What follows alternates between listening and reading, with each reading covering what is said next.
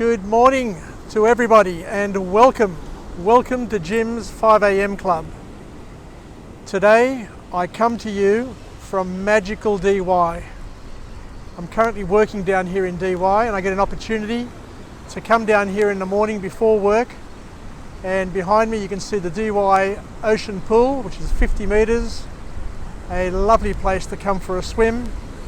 It's winter, but it's mild. Look, I'm wearing a t-shirt and it feels absolutely lovely. It's a beautiful morning. So good morning to everybody. While I've got you here, I want to have a chat to you about a subject which is near and dear to my heart. A number of years ago I read a fantastic book entitled Men Are From Mars, Women Are From Venus. It was a book which is quite simple to read, but it does have a number of interesting points, or points that I found interesting. Other people may find it controversial, but it helped me understand better myself, and also it enabled me to understand my wife and the other women around me. Because in that book, is it David Gray? I think it's David Gray.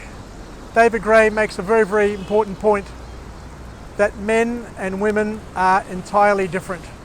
It's like we are from different planets. We think differently, we behave differently, we socialise differently, and everything about us is very, very different.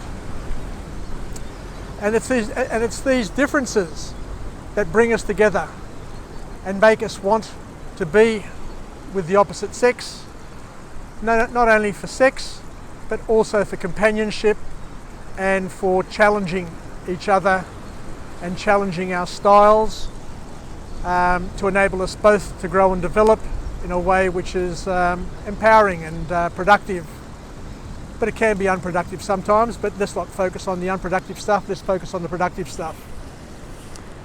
In that book, the thing that really hit home for me was the way we communicate and the way we deal with issues and problems.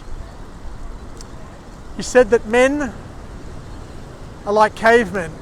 When we have an issue, when we have a problem, the way we want to deal with it is go deep into our cave, be by ourselves, and basically become insular. Retreat into ourselves in order to think it out and to try and solve our own problems. Because men are solutions focused. We're problems focused, and we like working things out ourselves.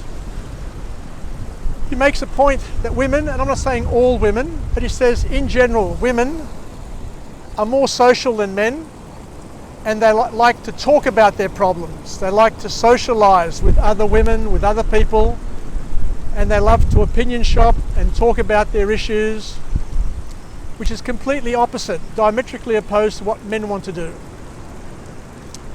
So women will talk to other women about their marital problems, about their social problems, whatever problem they have, they're comfortable. They are comfortable talking to each other.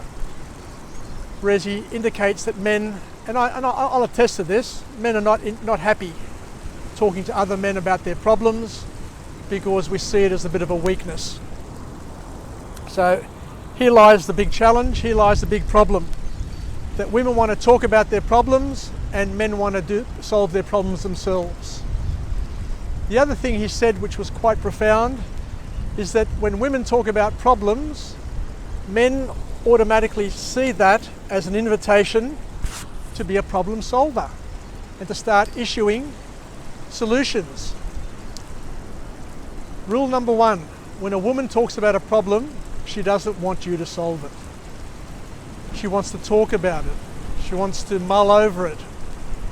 She wants to think about it herself after talking and gaining advice from different people. Resist at every opportunity to become a problem solver, because that pisses off women. And by the same token, women, when men have a problem, they don't want to talk about it.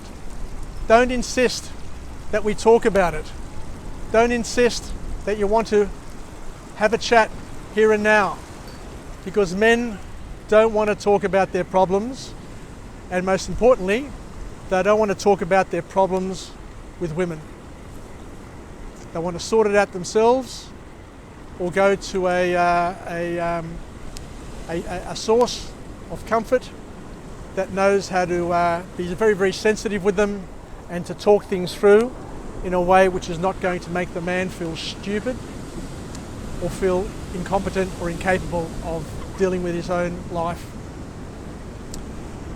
So they're the key things that I got out of the book. The other interesting thing I got out of the book, and once again it's very controversial, not everybody agrees with Dave Gray and his pop philosophy that he brought to us in the 80s, but I found it pretty powerful. What he said was that women or men are attracted to women because of their youthfulness and their beauty. Whereas he made a point that women are attracted to men because of their power and potential, which is quite interesting. And hence why you see very attractive women with average looking blokes. And the reason for that is that they've sourced security, they've sourced financial comfort, they've sourced a balanced and a comfortable future with the person who they deem to be powerful, to be a good provider and a generous person. Once again, I'll have people arcing up over this, but think about it. Now, times have changed, of course, and in 2020 women are a lot more independent, but women are also facing their challenges. The point that he also made was that for women, there's always going to be somebody younger and more beautiful wanting to steal your powerful husband or powerful boyfriend away. So that is something to think about, because there are always these challenges, that men are always chasing something which is younger and prettier, and there's always going to be somebody younger and prettier if that is what floats the man's boat. It is quite it doesn't look, I don't agree with that, because for me, when you fall in love, when you make a commitment and you get married, you are married for life. But we see lots of people around us, lots of relationships which end up on the rocks because of infidelity, because of loss in trust or loss in love. I don't know how to explain it, but as Dave Gray suggests, it's something which is innate in us and part of our DNA makeup, that a man will always chase youth and beauty in a woman, and a woman is always looking for somebody who's going to make her feel comfortable, confident, and give them a future. So I think they're the key points that I got out of the book. But once again, in summary, how it helped me. It helped me understand the way that I process my problems. It helped me understand how my wife and the women in my world operate. So when they're talking, when they're voicing issues, they simply want to talk about it. Whereas a man, or me in particular as well, I feel challenged when all of a sudden people start raising problems with me, because I feel as if it's an attack. But that's not how women operate. Women operate on a different sphere. They want to talk about it. They want to work it out. They want to discuss it. They want to think aloud. So it's helped me understand that. But by the same token, I also tell the women in my life that if I'm quiet, if I'm reserved, if I'm deep in thought, I'm okay. There's nothing wrong with that. That's how I process my world. That's how I process my problems. That's how I deal with things in my life. There are many times where I'm not outrageous. I'm actually enrageous. And by enrageous, I mean that I'm having a ball.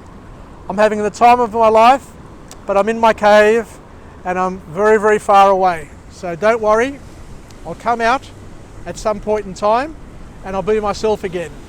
But give me and give all men space to spend some time in their cave and to sort themselves out, sort out their problems. Anyway, that's enough for today. Thank you very much for your attention, and I look forward to chatting to you again tomorrow at 5 a.m. on our 5 a.m. chat. So let's not forget to affirm that we're alive, we're well, and we feel great, and to stay connected. Come out of your cave, stay connected, and sort your problems out, because the problems you don't sort out will sort you out. So take care, tatapume, all the best, have a great day. See you later, bye for now.